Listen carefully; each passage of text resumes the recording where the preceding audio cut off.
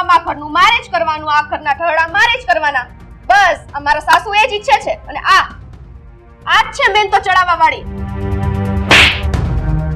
હા, હવે તારે જે માનવું હોય ને એ તું માન. તું એવું માને છે ને કે એ જ મને ચડાવે છે, તો એવું માન કે એને જ મને ચડાવી છે. સાંભળી લીધું ને?